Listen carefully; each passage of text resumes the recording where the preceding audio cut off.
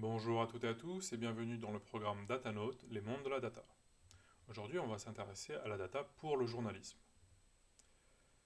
Qu'est-ce que c'est que le data pour le journalisme? C'est l'ensemble des données structurées ou non utilisées pour enrichir, vérifier ou générer des contenus journalistiques. Le journalisme de données repose sur l'exploitation méthodique de ces informations pour produire des enquêtes, des reportages ou des analyses basées sur des faits mesurables.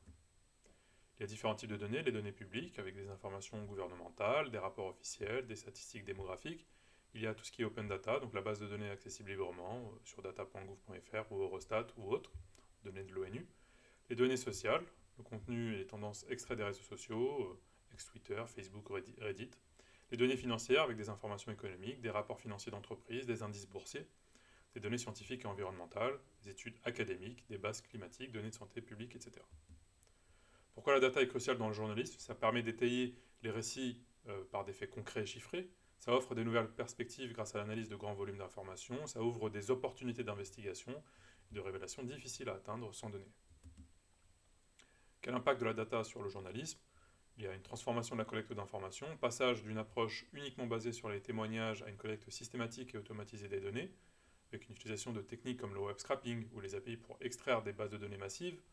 Ça va enrichir les pratiques journalistiques avec des investigations approfondies, donc un accès à des volumes importants d'informations, permettant d'explorer des sujets complexes comme les Panama Papers ou les Paradise Papers. Ça va permettre aussi de faire une analyse de tendance, donc un suivi de l'évolution des phénomènes sociaux, économiques et politiques, grâce à des séries temporelles et des analyses statistiques. On va faire aussi une narration basée sur les données, avec une intégration des faits chiffrés pour structurer des récits et renforcer leur impact.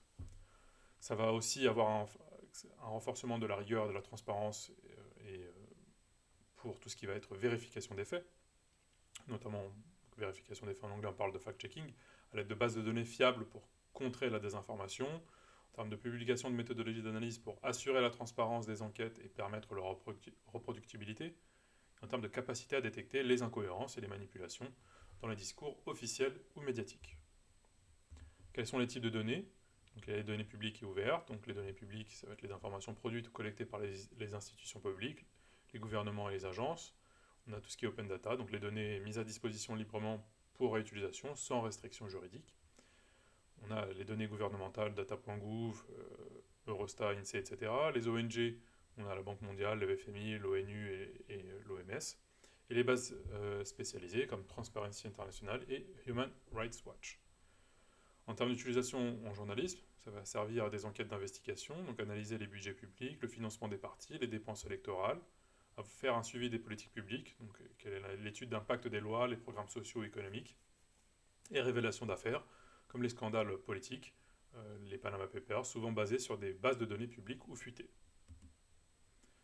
Sur les données sociales et comportementales, il y a les réseaux sociaux, donc ex-Twitter, Facebook, Reddit, TikTok, les plateformes communautaires, par exemple les forums, 4chan, ou les forums de jeuxvideo.com, les sites de commentaires, les blogs, etc. Les outils d'analyse sociaux, les API de Twitter, CrowdTangle et NetViz. En termes d'application pour les journalistes, on va faire des analyses de tendance, l'identification des sujets émergents, les hashtags populaires, les mouvements sociaux. En termes d'études comportementales, il y a le suivi des discussions autour d'événements politiques, économiques ou sociaux et la cartographie des réseaux, donc étude de l'influence des comptes et diffusion de l'information pour la détection des bots et la désinformation. Un exemple d'enquête, c'est ici une étude d'opinion non officielle à partir des éléments de sentiments exprimés sur les réseaux sociaux lors des élections ou des manifestations. Sur les données économiques et financières, il y a tout d'abord les institutions financières comme la Banque mondiale, la Banque centrale européenne, la FMI, etc. Il y a les marchés financiers, donc les indices boursiers, Nasdaq, CAC 40, données boursières en temps réel, ou crypto aussi, si c'est une problématique liée aux crypto-monnaies. Les données d'entreprise, les rapports financiers, les bilans annuels, la base comme Bloomberg ou Reuters.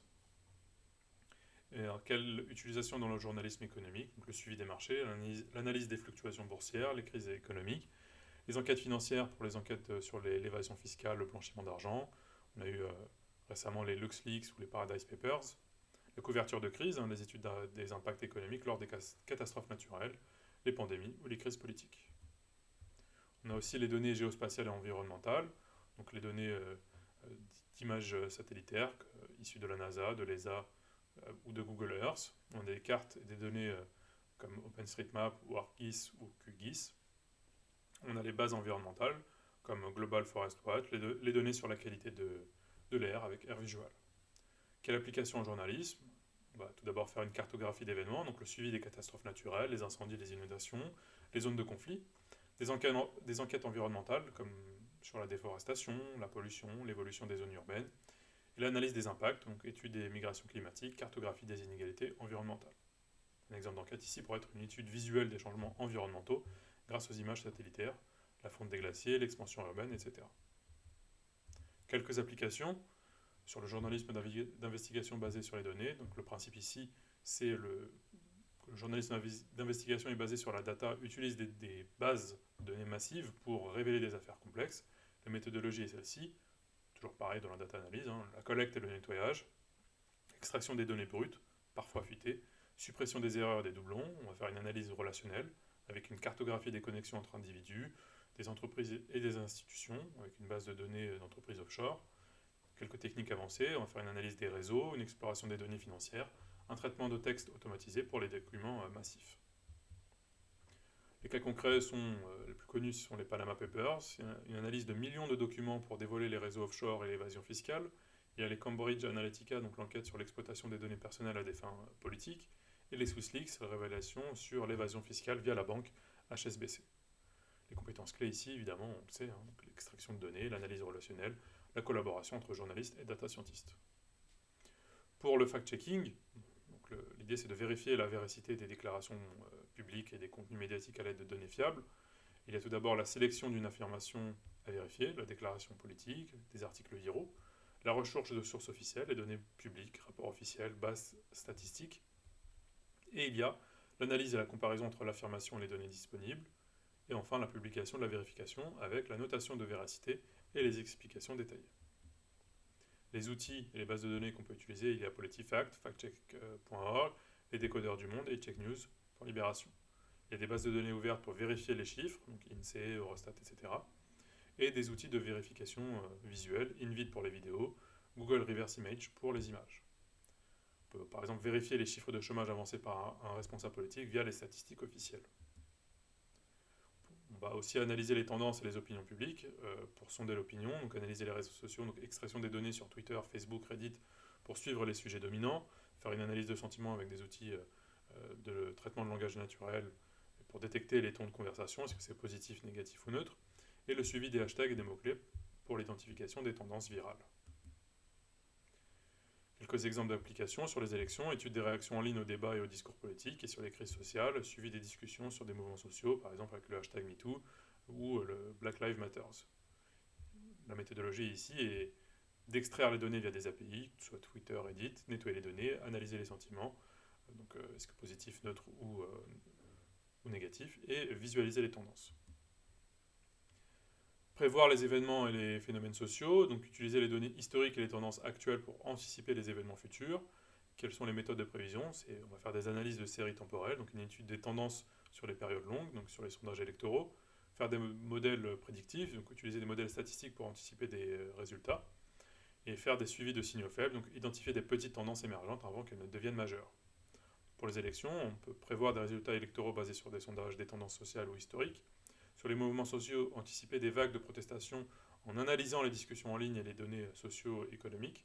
Et sur les événements économiques, prédire des récessions ou des crises via l'analyse des indicateurs boursiers. Les limites de tout ceci, c'est précision dépendante de la qualité des données et des modèles, et un risque de biais dans les prédictions si les données sont incomplètes ou mal nettoyées. Quels sont les défis, que ce soit éthiques ou moraux, pour la data en journalisme? Les principaux défis rencontrés sont ceux-ci. Tout d'abord, une surabondance de données. Une explosion des bases de données publiques, privées et sociales, une difficulté à identifier les données pertinentes parmi des millions d'entrées, et le risque de noyade dans des données inutiles ou peu fiables. La qualité et la fiabilité des sources. C'est un problème lié aux erreurs dans les bases de données, les données incomplètes ou obsolètes, la nécessité de croiser plusieurs sources pour vérifier l'exactitude des chiffres, l'évaluation des biais potentiels des sources gouvernementales, privées et militantes. Enfin, le traitement des données non structurées, donc des données provenant de formats variés, texte, images, vidéos, fichiers PDF, complexité d'extraire de l'information de ces sources non standardisées, et l'utilisation d'outils d'extraction et de nettoyage, par exemple pour les documents scannés. Les compétences clés requises, c'est savoir filtrer et hiérarchiser l'information, à la base, maîtriser les techniques de nettoyage et structuration des données et capacité à contextualiser les données dans des récits journalistiques. Sur les biais et la manipulation des données, les risques courants sont ceux-ci. C'est tout d'abord sur la collecte, c'est une sélection biaisée, donc des données collectées auprès de sources non représentatives, donc des sondages non équilibrés. Un effet de cadrage, donc une manière dont les données sont présentées peut influencer l'interprétation, donc le choix des axes dans un graphique. La manipulation intentionnelle ou involontaire, on parle aussi de cherry picking, donc c'est la sélection de données qui soutiennent un récit tout en omettant des données contradictoires.